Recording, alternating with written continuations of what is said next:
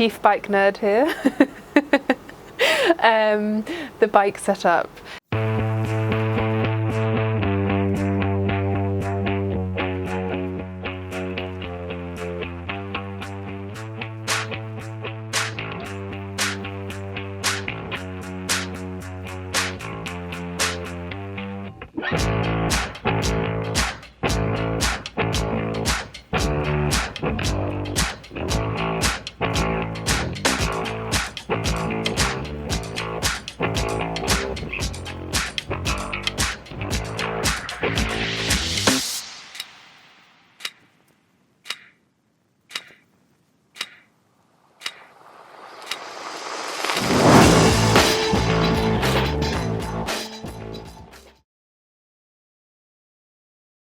This has been the cause of lots of frustration over the last couple of months, mainly due to FedEx. I put all my blame on them. But yes, I finally have the bike set up as I wanted it at the beginning of the year.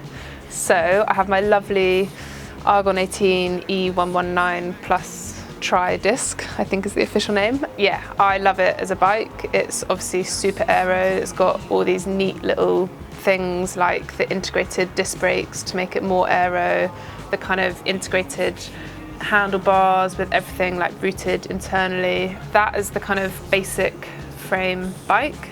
I've then changed the front end to put on the Drag to Zero bars.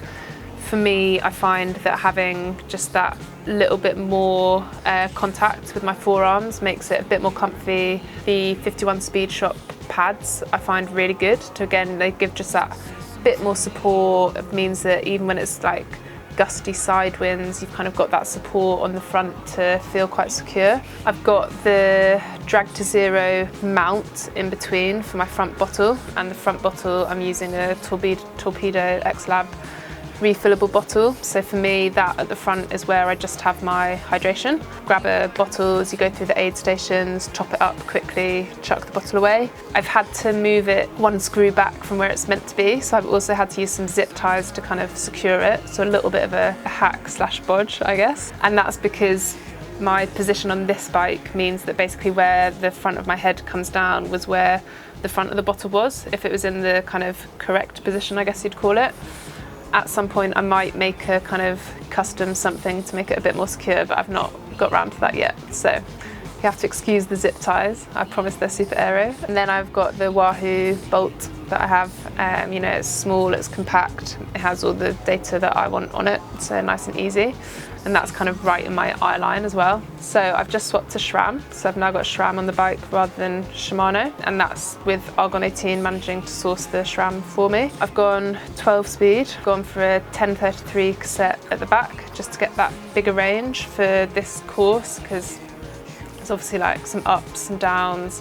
I wanted to have the 10, so I had that bigger range of when we're going faster, and then the 33, so that again I've got just a bit more flexibility on the climbs. And I've got a 52-39 on the front. For most races I would go 1x, and again that's like with having the 12 speed, that makes that a bit easier. But for this course, like with the potential for it being headwind on some of those climbs, plus some of the climbs are kind of towards the end and have like a bit of steep in them, I wanted that flexibility, so I kind of sacrificed a little bit of aero for a bit more gear range, so that if I'm a bit tired I don't have to just grind it out like I did in Tulsa.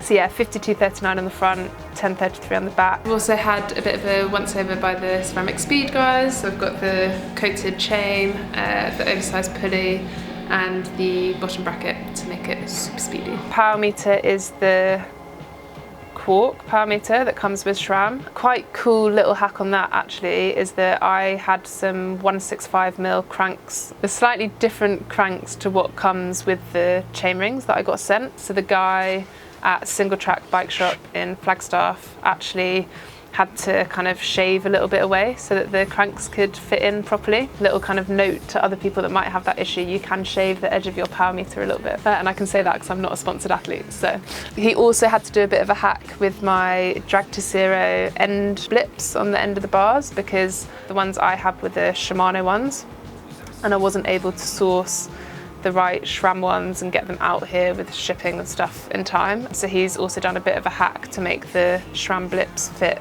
kind of properly in that. Got the Wahoo Speedplay Aero pedals, probably saved me about 1 watt, but like they're good. I like Speedplay. Speedplay works well for me, so that's all good. I'm running the Hunt wheels. I'm pretty sure I'm going to go with the new 80mm on the front, depending a little bit on if the wind changes and potentially gets more gusty, but I've been riding that 80 for the last few days and some of the gusty winds, and it handles really well, so I think probably that 80mm on the front and then the new Hunt disc on the back. And I am using some Schwabble, however you pronounce it, prototype fast tyres. They're not out yet, so I don't know what they're called, but they are 28mm. Quite like the 28mm, gives you just that little bit more comfort and kind of grip on the road, and they are tubeless, so I'm running tubeless as well. Pot about this big, half an each,